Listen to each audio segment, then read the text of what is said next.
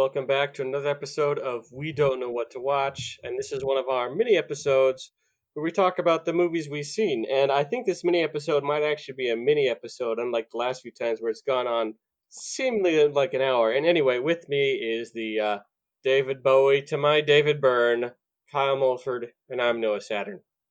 Let's dance. Only if you communicate with Major Tom. Ground control to wait.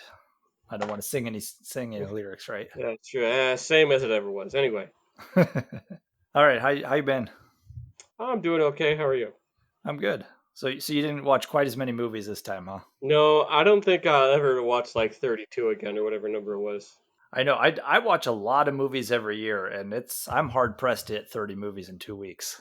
Yeah, it was like solidly like 3 movies a day, every day. Maybe in October when I do my yearly single day binge of an entire horror series. Hmm. We'll see. I'm trying to think of a good horror series that's got at least several movies that I can watch with my 8-year-old. Might have to redo the Tremor series just because I know she likes that one. Those are good. So do you wanna go first per usual? I'll go ahead and start. First one I watched was Le Bonheur. Apologies on my French. That is by a film directed by Agnes Varda. I've been trying to watch more films directed by women lately and just made more by women. So that's sort of the first one on that I've been going for. And this is about modern life, at least in the 60s in France, about a nice family, mom, dad, 2 kids. And then the dad's like, hey, there's a sexy looking lady over there and she just looks like my wife, except younger. I'm going to start having an affair, and then things go from there. Okay. It's kind of bizarre, but So a man has an affair. That's the movie in France. in France with the French. Oui, Yeah. oui. Next I watched was a documentary called Feels Good Man, and it was about the history and the creator of Pepe the Frog. Pepe the Frog. How do I know Pepe the Frog? That green frog you'd see on the internet that was associated with Nazis for a while. That's If you saw a picture of him, if you Googled him right now, you'd just be like, oh, that's who that is. okay. Yeah, because the name sounds familiar, but it's just I'm just not picturing it. But I know the name Pepe the Frog. Anyway, it's kind of interesting because it talks about this comic, this creator of this web comic, just his name is Matt Fury. He just started doing it like in 2007 on his MySpace for fun, and then somehow it ended up on the internet. Then it went to 4chan, and then we kind of know how that went. It became gross and became associated with lots of nasty groups, and then eventually was sort of almost weirdly rehabilitated and set in like because it was used as a symbol of protest in the Hong Kong protest for democracy. Hmm. Interesting. And it's got some really fun animated interludes too. So if you like kind of weird, trippy animation featuring this character, that's good. But it's really just kind of goes through everything. It goes from like how from the creation, they spend a lot of time with the creator, Matt Fury, and kind of what he's been doing since then. And they go to like they even find people who just like exist on 4chan, and then they even find people who just like deal in like cryptocurrency based off of Pepe the Frog. It's just downright weird. I don't understand all that cryptocurrency stuff and all that. I don't get it. It's beyond me. But it is fascinating just in like the life of just like a strange internet meme. Yeah. That's interesting. Where did you watch that? I rented this on Amazon. I believe it's on like if you want to stream it for free, I guess it's on Apple TV Plus, but Oh, nobody okay. likes Apple TV Plus. One of the few streaming services I don't have. And I will never get. Yeah. Next, I watched A Simple Favor from 2018. That's a good one. Yeah, it was a lot of fun. I'd love to see Paul Feig and just that whole group do more stuff. Blake Lively was a lot of fun. Anna Kendrick was a lot of fun. Overall, had a great time. Yeah, that was such a different movie for Paul Feig. And it might be one of my favorites of his, actually. Mhm. Just to see him do kind of a darker there's a little bit of humor to it, but like There is it's definitely some amount of humor to it. But I love Blake Lively in that movie. That might be Oh, one of my favorite performances by her too. she is having the time of her life. Yes. No, that is such a good And movie, and she's a joy to watch too. and Anna Kendrick really works in that because Anna Kendrick is one of those I love Anna Kendrick, but she is kind of one note a little bit. She seems to play kind of the similar kind of character, but like her playing that character within that movie and then the dichotomy between her and Blake Hmm. Lively just really played off of each other really well, I thought. Agreed. Also, just shout out to Blake Lively's costumes. Oh, yes, yeah. Yeah, how apparently they were inspired by what Paul Feig wears to work every day. Oh, He wears nice. like three-piece suits to the set, so good on you, Paul. And you know what? And he didn't have as much of a role, but Henry Golding is an actor I like too. I've seen him Yeah, in a few things. This and what was it Crazy Rich Asians? yeah, that was his first big film. And then he was in a cute little Christmas movie called Last Christmas that I kind of enjoyed. It That was a was cute one. also directed by Paul Feig. Oh, that's right, it was. I kind of forgot about that, but I really enjoyed that one too. Hmm. So yeah, that's a good one. I watched that one on Amazon Prime. Then I watched The Decline of Western Civilization Part 1. And this is a documentary, also directed by a woman. She's gone on to do some interesting stuff too. And what made this one fun is the fact that, it's a documentary about the late 70s, early 1980s of just the punk scene in Los Angeles. Very low budget, very independent. Interview some of the bands, you see some of the performances, just really kind of an interesting, like very specific portrait of a certain place in a certain time. Well, I'm glad to hear that's good because that one's coming up soon on my watch list. So Oh, okay. Next, I watched Soylent Green. Hadn't don't seen that one. don't tell me what the secret is. What is Soylent Green? Nobody knows, right? I don't know, but it felt like, man, this feels a little closer to home than I want it to right now. Oh, really? I have not seen Soylent Green. I've heard that it's just kind of the punchline. You know, like is the rest of the movie good? Or Yeah, is, okay. I will eventually watch it. It's one of those I just haven't gotten around to, just because I know the punchline at the end. But with Charlton Heston and then Edward G. Robinson. It was like his last film role he ever made, and he actually did a really good job in that one. oh, good. No, I'll eventually see But that one. yeah, it just beware. It takes place in the year like 2022. Oh, that would have been really fitting if it took place in 2020.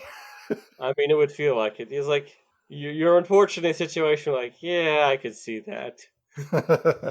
Oh, Next, I watched Angry Red Planet, which is a very low budget 1950s sci fi movie. People go to Mars, then there be monsters on Mars, and then sounds fun. they have to leave from Mars. And there's famous for a particular monster. It's called the Bat Rat Spider Crab. That sounds amazing. Yeah, so it's like there's like the face of a bat and like two rat hands. It's got like spider legs and then like crab claws as well.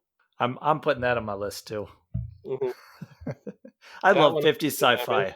I think that one is on Amazon Prime as well. Then I watched Merrily We Go to Hell, which is sort of a drama from the early 1930s with Frederick March, where he plays an alcoholic. Not to be confused, the one where he plays an alcoholic. Merrily We But Go to Hell. That sounds like a as far as very joyful movie. well, it's more because he says it as a toast. We're like, well, merrily we go to hell, drink up. Ah, how was it? It was pretty good. Then I watched Somm Into the Bottle, which is a sequel to the documentary Somm about sommeliers. And what made this one interesting, it actually just kind of toured around like what goes into making a bottle of wine, goes all around the world to the different wine regions, and speaks to people who make wine, vineyards, kind of goes everything from the process from like growing the grapes all the way to like drinking the actual wine itself. A lot of interesting people to meet around there. It makes you want to have a nice glass of wine. I had absolutely no idea that that documentary had a sequel. Yeah, apparently there's like three of them. Psalm 2 Electric Wine Blue, Red Winaloo. Red Wine Blue, Somm 2 Pinot Noir. Then I watched Tu Il Elle. This is another French film. It was the first film ever made by Chantal Ackerman, another female director, and she actually plays the lead in this one. and it's about sort of a young woman who's kind of going through just like a bit of an existential crisis, so she decides to hit the road. All And right. there's don't watch this one with your kids around. There's a very so a few intimate scenes, especially towards the end. Okay.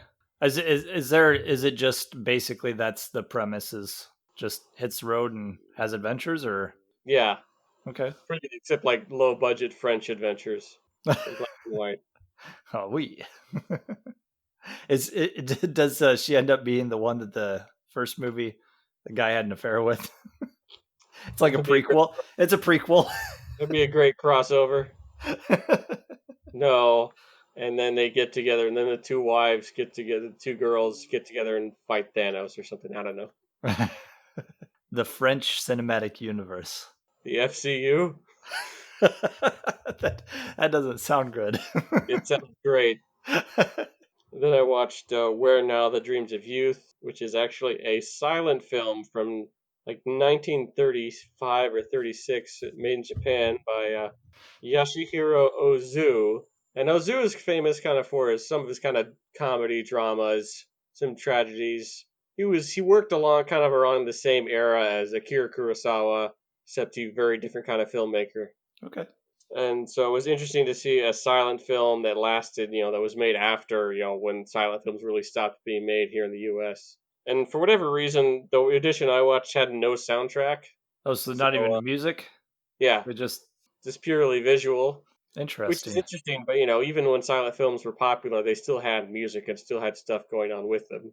Yeah, I was gonna say, was that like a choice they made later? Would this have been a movie that maybe had music that accompanied it? And I mean, in the theater when it was made. I I assume so, probably. Hmm. Then I watched the Yakuza, where it's 1970s, early 1970s. Robert Mitchum plays a detective who's hired by a buddy to go to Japan and kind of look for someone who's missing. And he gets stuck in the big, cold Yakuza underworld while also meeting up with a couple of old friends, an old lover he had back when he was stationed there, like in the 1950s, to help reconstruct Japan after World War II. So it's fun to see like 70s Mitchum, but he's still the king of cool. Yeah, I Still, was gonna say that's later in his career. There, that'd be kind of cool to see. I need to see more Robert Mitchum movies mhm. because I mean, because Can he you was the imagine? one in The Like, Hunter, right? And then you got Cape Fear. So like, he's got yeah, some he good was in movies. Night of the Hunter. Night of the Hunter, that's what it was. Yeah. Yeah, and then of course, Out of the Past is probably his most famous at this point. And then I watched the 2011 Dredd, and I still want that sequel. Or was it No, 2013? Anyway, Carl Urban is just so cool. yeah, he does a lot of chin acting since you can't see his eyes. He's one of those that like uh, he shows up in a lot of stuff and you just don't recognize him. He's different in every role and he just really immerses himself and he has a lot of fun with I mean he did Dread, he's doing The Boys on Amazon and he did Lord of the Rings and so he does all and Star Trek and so I think he's also just kind of a fanboy too, which is great because then he Mhm. does something like Dread and says I'm not doing this unless I get to keep the helmet on the whole time. And I'm Nice. like, what actor does that? That's so awesome that he like Yeah, respects the source material enough to do something like that. So no, and then on top of that, it's just such a fun movie. yeah, great. Almost kind of video game setup too. Yeah, Two and good guys stuck in a building full of bad guys, and Lena Headey is great as a villain. a really good double feature with The Raid because they're very similar movies. Yep, It came out the same year, actually. I think I think so. they either came out the same year or they written the same year or were filming the same They're year. like the very very close. Yeah, so Still want that sequel. I want to see like a Cursed Earth saga where he's going across the United States and meeting like dinosaurs and weird mutants and stuff. that'd be amazing. Next, I watched Christine. That's based off the Stephen King book, directed by John Carpenter. That one was fun. I mean, it's pretty straightforward as far as Carpenter movies go. Pretty faithful to the book, but ultimately just a lot of fun. And the car is cool, and the stunt cars that they use, the effects are cool. At one point, the car is driving and it's on fire, so they had to have like the stunt driver in a flame retardant suit with blackout windows so he couldn't even see out of the car, and the car is on fire. That doesn't sound dangerous at all. And filmed in the 80s, you know that they're doing all the stunts. Mhm. Hey, John Carpenter and Stephen King. That's a good combination right there. Two great tastes that go great together. Exactly. And also, it even had Harry Dean Stanton show up as a cop. So there, that's even a added bonus. Yeah, so it was fun to see him. He just played like a straight up regular good guy. Awesome. I don't. If I've seen Christine, it's been a long time. I don't remember it much. And yeah, I did. I like to watch a lot of Stephen King movies, even the bad ones. So I should probably give that one a rewatch.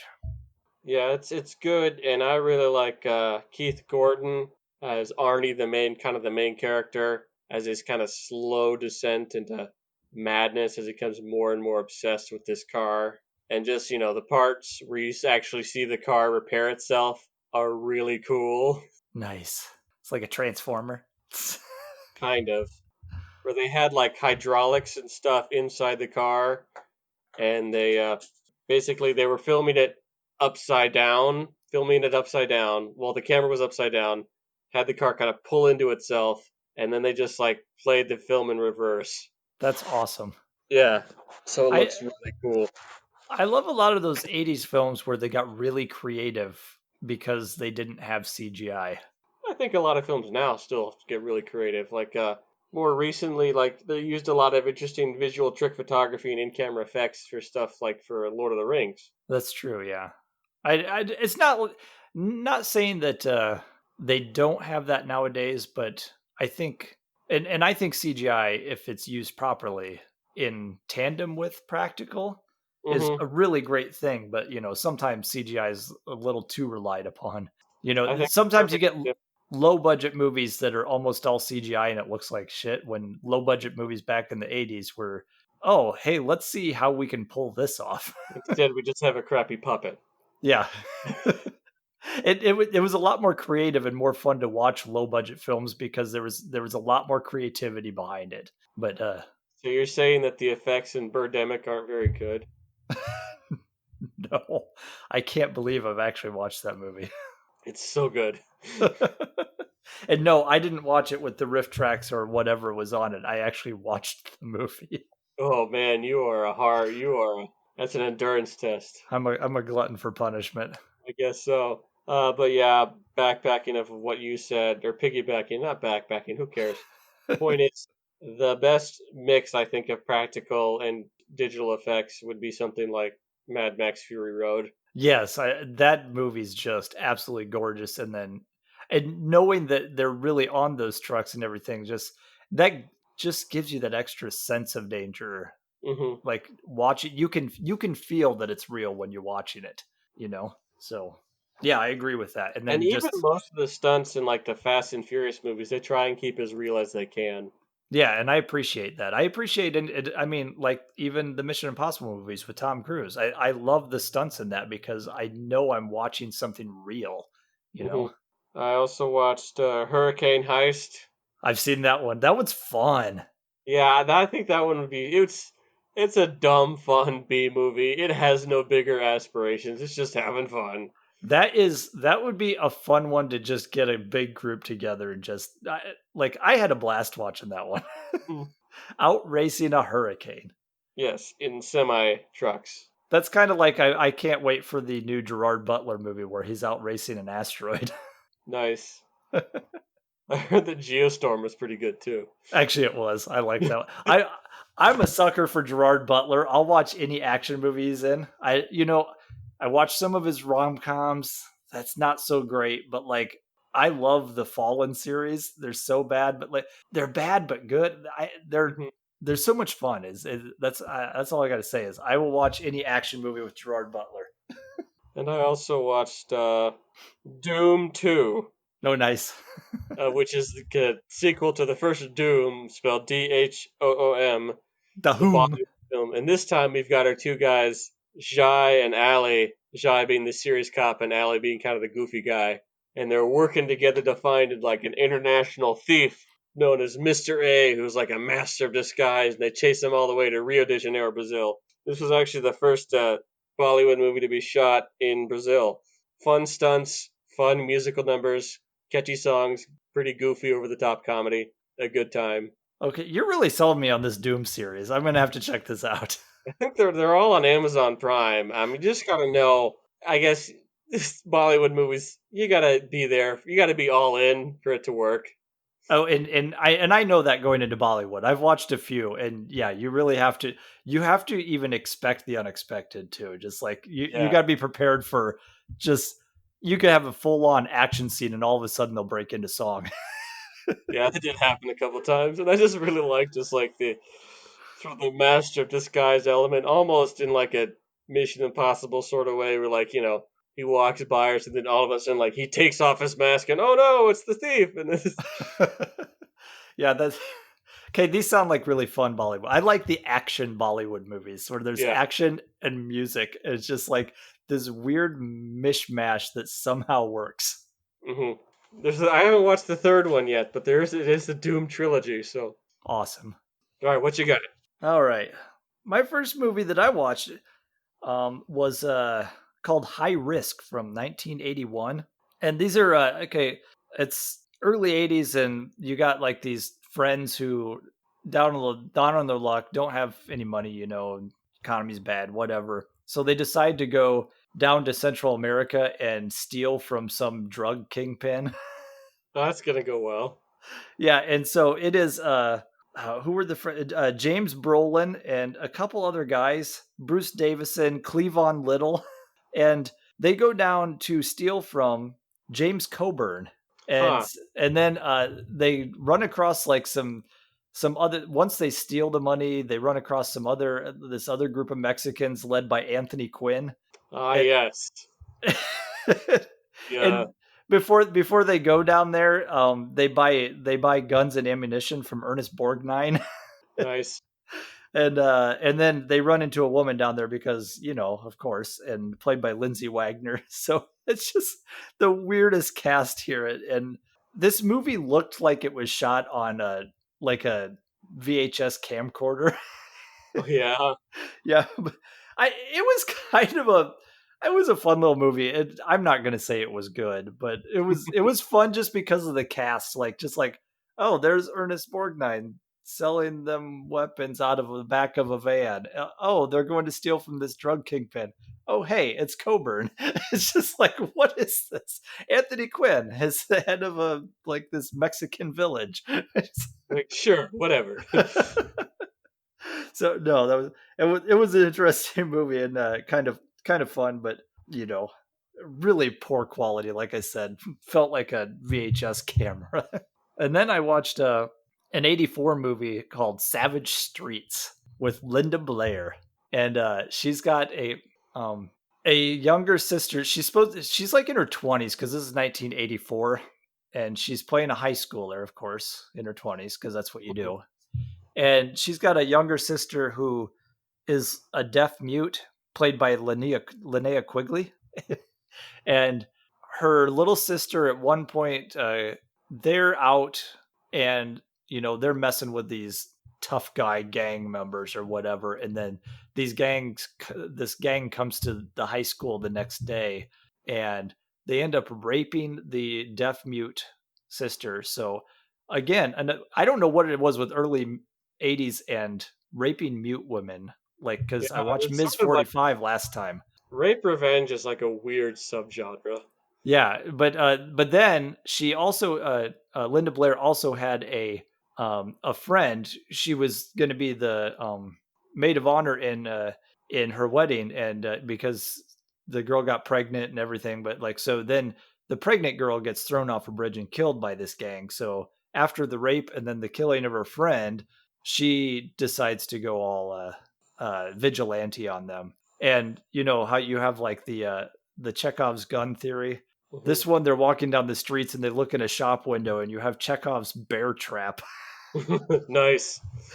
If you show a bear trap in the beginning of a movie, you better use it later, right? Exactly. That's the rule. this this is a good old mid '80s exploitation fun revenge film. So with Linda Blair, Linnea Quigley. So it was Kyle, you know that they make movies outside. There were other movies that weren't made in the 80s and that are still good, right? You realize that. There were movies made before the 80s and after the 80s. I, I know. I'm kind of stuck in the 80s, and I realize this, and I have no shame in admitting that I'm stuck in the 80s. You're going to run out of 80s movies eventually. You have to watch something else. You want to know how many 80s movies there are? I don't know Well, if I'll ever run out of them. Well, how about this one? The next one I watched was from the year 2000, ooh, or as Conan would say, from the year 2000. If you remember that skit, I don't know. I don't. Because I was 6 years old. uh, my daughter brought a movie up, and I was just sitting on the couch, and she's like, "We're gonna watch this." I'm like, "Okay." It's the Tigger movie.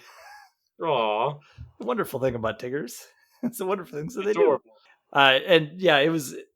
It's a cute movie. It's just, it's definitely a young kids movie, but I watched it with my daughter, and it was good. So, not much more to say about that. If you like Winnie the Pooh, it's a good one for your kids. Then I watched another one from 1980. Oh, I didn't say that most of these are streaming. High Risk is on Tubi TV. Savage Streets is on Prime. The Tigger movie was on DVD because we own that one. um, so I watched another one on Prime called Contraband from 1980, and this is a Italian like mobster movie, really badly dubbed, and it's these guys who smuggle cigarettes into a small Italian. I think it's yeah, somewhere in Italy. They smuggle them in from. They go out to sea, get these cigarettes, and smuggle them into the town. Well, there's a drug kingpin that's going to try and take over this town and bring drugs in, and these these cigarette smugglers are like, we don't want drugs in our town. We're the criminals around here. We deal with cigarettes. Aren't Uh, these enough? yeah, so they're like, well, who are they going to be giving these kids? These could be going to our kids. These drugs, but there's double crossing and all this stuff, and this one is interesting because of the. We talked about effects earlier. This one, when there's killings and people are shot, like there's a bunch of them where someone gets shot and you just see like a side profile of his head and you just see the back of his head fly out. And then it's another one where the front of someone's face comes off. There's one point where this drug dealer burns a woman's face off. That's Just not cool. yeah, this is well, she did try and give him some cut drugs, so But I mean, still, it's not very nice.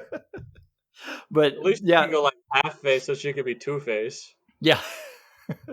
This is one of those movies where you come for the really they're really awful effects, like awful as in oh my gosh that's disturbing, but really interesting. Like I said, just a badly dubbed Italian film. Sometimes those are fun. Then I actually watched a movie from this year on Disney Plus called Mulan, Oh and yeah, you paid the $30 or whatever. uh, yeah, I did. Did you at Uh, least watch it with your kids, or did you watch it by yourself? no, this was actually one of our movie nights. Our Okay, our so if you pizza. watched it by yourself, I consider you a very sad old man. But No, this was a pizza movie night with my daughters, and this was my youngest daughter's pick. So we watched the 2020 Mulan, and I have not been a huge fan of the live action remakes of the Disney cartoons. I did like the first one, Cinderella. mhm. That was pretty good. I liked And Maleficent because they took it in a wildly different direction. see, I didn't like it because it completely changed the character, and I don't believe a lick of it. Like Okay, if you watch the original cartoon, I'm like, there are some things that movie is basically saying that the whole original movie was a lie, and it's just like, well, okay, so you're just going to tell me my childhood is a lie? Stop doing that, Disney. it's fine. I know, I just didn't care for Maleficent. I liked Beauty and the Beast. So Cinderella and Beauty and the Beast were the two that I've enjoyed so far, and I think Mulan might be one of the better ones. I really liked this, And there was no Mushu the Dragon played by Eddie Murphy, unfortunately. I just wanted to be Eddie Murphy in a bad dragon costume, still talking to her, but then no one else can see him. But no, I feel like this is the first one that they've done that really lends itself to being live action. Is that's one of my biggest problems with all of these is it's all these cartoon movies that are like the medium of cartoon is or animated is what makes these movies special, and then Hmm. they don't really need to be live action, whereas this one is a story that lends itself to that, so I and it was I think it was really well done, and I liked the acting in it. I liked the action and the minor changes they made to, or actually I don't know all the changes because it's been a while since I've seen the animated version, but I really enjoyed this one. Cool. Well, I'm Then glad you liked it because apparently China did not. It's been really struggling at the box office. oh really? Yeah. Yeah, I don't know about that, I guess. So they're I don't know. And then on Amazon Prime I finally got around to watching Train to Busan. And Nice. I heard a lot of good things about this, and I was like, I'll take it, like a zombie movie all taking place on a train. How did they do this? And it was really good. I how they, like having to get through the different train cars and everything, and then there's this story about the father, reconnecting with his daughter because he's kind of a workaholic dad and all this stuff. And it's a really good movie, and that's on Amazon Prime right now, so I highly recommend that. Cool. So, how does that compare to something like Snowpiercer, another train movie, So different. How or Murder on the Orient Express, another train movie? about the Great Train Robbery? There you go. I'm gonna have a train marathon Nice. someday.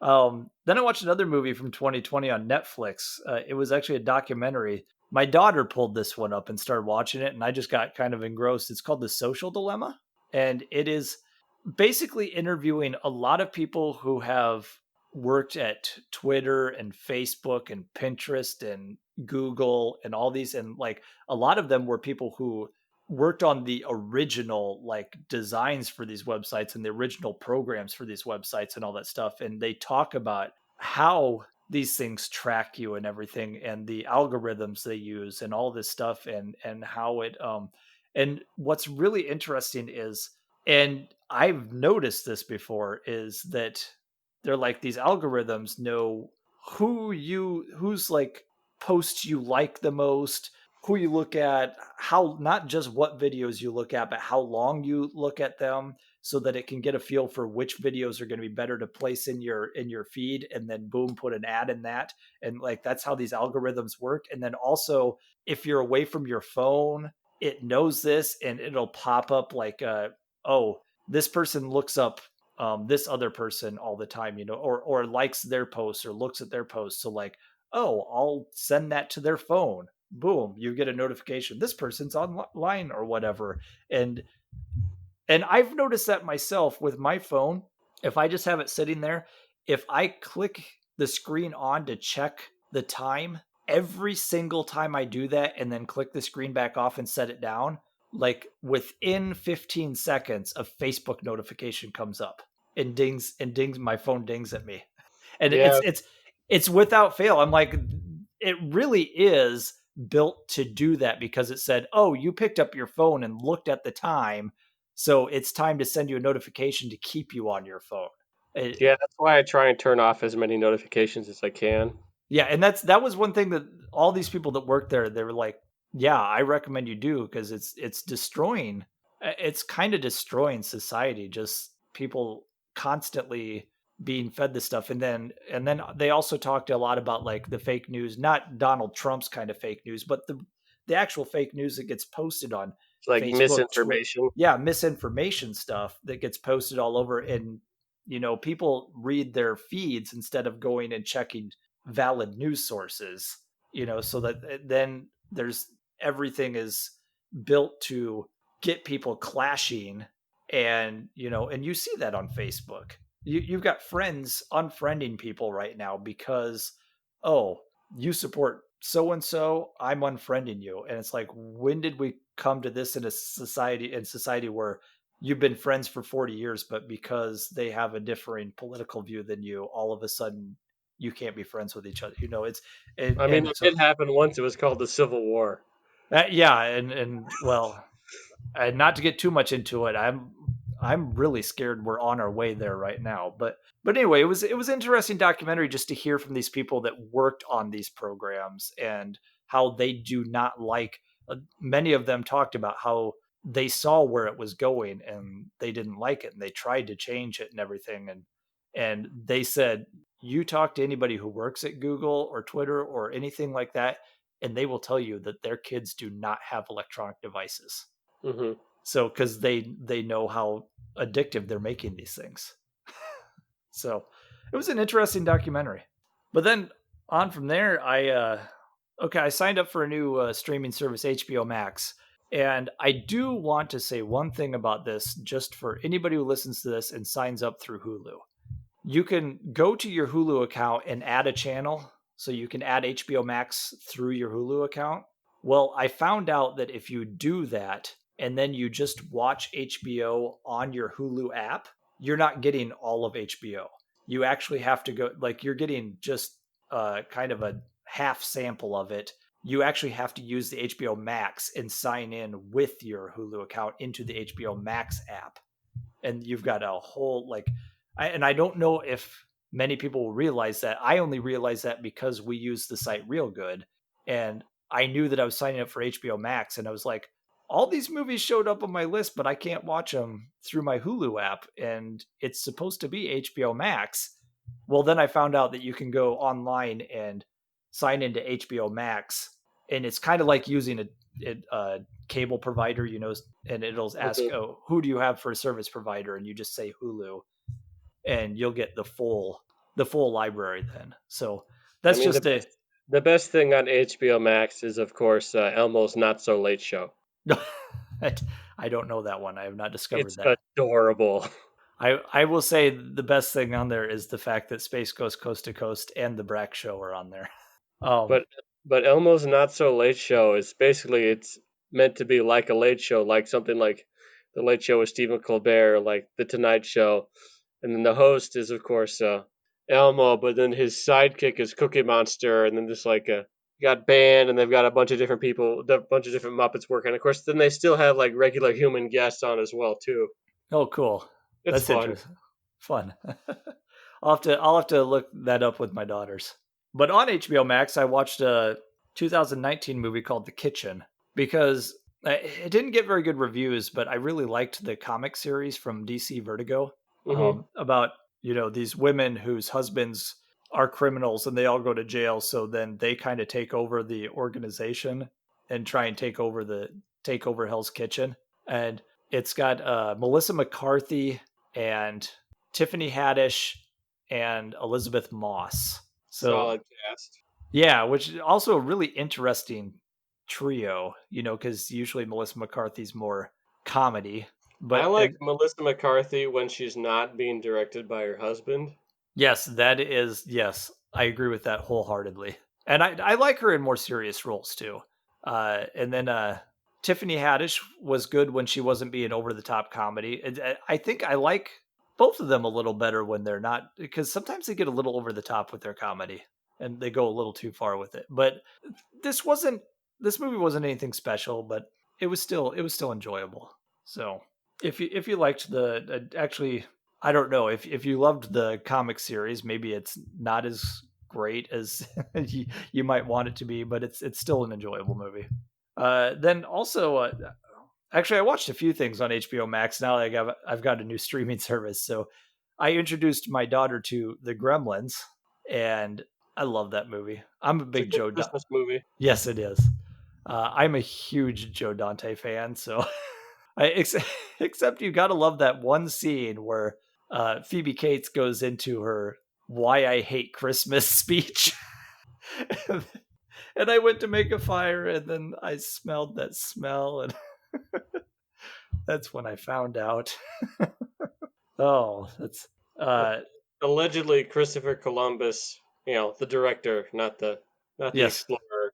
He like he was inspired to write the script because like other stuff just kept getting rejected. So I was like, fine, I'm gonna write a script that's so crazy it'll never get picked. That's awesome. I'm glad he did because The Gremlins is one of the greatest movies. It's a good Christmas movie. Yeah, I don't have much else to say about that. I mean, it's just a really great, fun movie. And then I watched tonight. I actually watched before we recorded Gremlins 2, the new batch with my daughter, and she said she liked this one better because, of course, because it's a lot It's a, it's more. a it's a cartoon.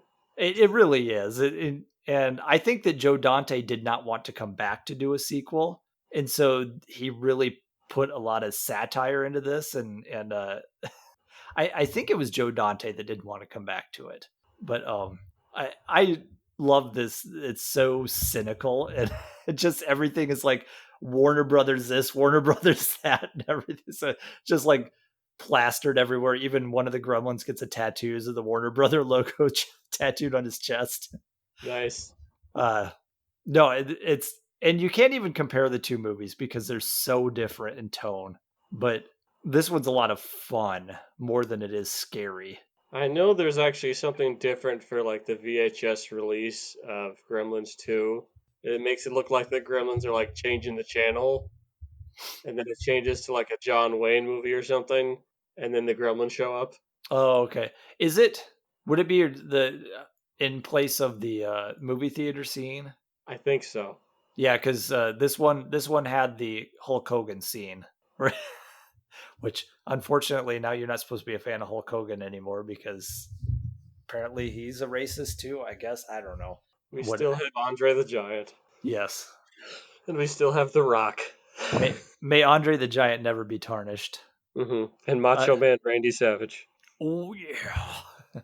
And then the last film I watched was also one more on HBO Max. The Art of Racing in the Rain. Oh, this one. I didn't Yes. care for it. Did you watch it? Yeah, I more it really annoyed. like it felt like a glorified Hallmark movie. And the only reason that this movie was anything was because it had the gimmick of Kevin Costner as the sage dog. Just I I don't know. I think it was trying to, tug at the heartstrings with the dog angle, but I'm like, what, like the dog has nothing to do with the story at all. I mean, And it's an interesting narrator. I mean, maybe it probably works better in the book versus in the movie, but and I saw that in a couple reviews that they're like, this probably works better on the page. And I think that I kind of agree with that. It was just a sappy, higher budget Hallmark movie. at least it's not like a dog's journey or whatever. The one where it's like no, a dog's purpose, not a dog's journey. Oh yeah. A dog's purpose is that's the one with the quantum leap dog, where like every time he dies, he comes back as a different dog. Yes, it's the how many times you can go through a dog death in one movie. It's like it just reminds you of the website doesthedogdie.com. Where Well, they and like tell you if like you before you watch the movie, it's like does there a dog die in case you don't want to watch it. yeah, well, and Like then yeah, all the time. this one I felt like was trying to like just go overboard with the emotional manipulation with the I mean, I'm going to go into spoilers here because I'm not really going to recommend it. It's uh you've got Amanda Seyfried, the wife, dying of cancer. You've got the dog eventually dying. You've got the daughter getting taken away by the grandparents. I'm like, how much shit can this guy take just because he's a race car driver? I don't know because his grandparents, the daughter's grandparents hate him because he's a racer. He's never home. Yeah, I think it was just trying too hard to be sappy and actually it didn't work as much. Usually I'm a complete like sap at movies. I'll cry at everything. This one I'm just like, wow, what is going on? I feel like there's an audience for this movie, and if you like it, that's great. Yeah, no, I won't ever judge anybody for liking a movie because listen to some of the stuff I watched earlier that I may be the only person who likes them. But anyway, yeah, so that's those are my movies for these last couple of weeks, and hopefully we've recommended a few that people might be able to go out and find. I've got my 80s exploitation. You've got your 60s French movies, and I give people a little variety, right? That's what we're here to do. Yeah. And yeah, I guess until then, I'm Noah Saturn. You could find me on Twitter at Noah_Saturn, Satern. And you can find me at AwesomeKM on Twitter, and then you can find us on Instagram at We Don't Know What to Watch. Kyle, Yes. whose brain did you use? Whose brain? I don't know I, what I won't be mad. You can tell me. I'm not going to be mad. Abby? Abby who? Abby Abby Normal. Normal. I didn't know where you're going with that at first. Yes. Abby Normal. It's almost spooky season, so Yes, I may be getting more horror movies on these I'll probably podcasts. get some more too, and then some horror comedies as well. So, all right. Until then, keep watching. Bye bye.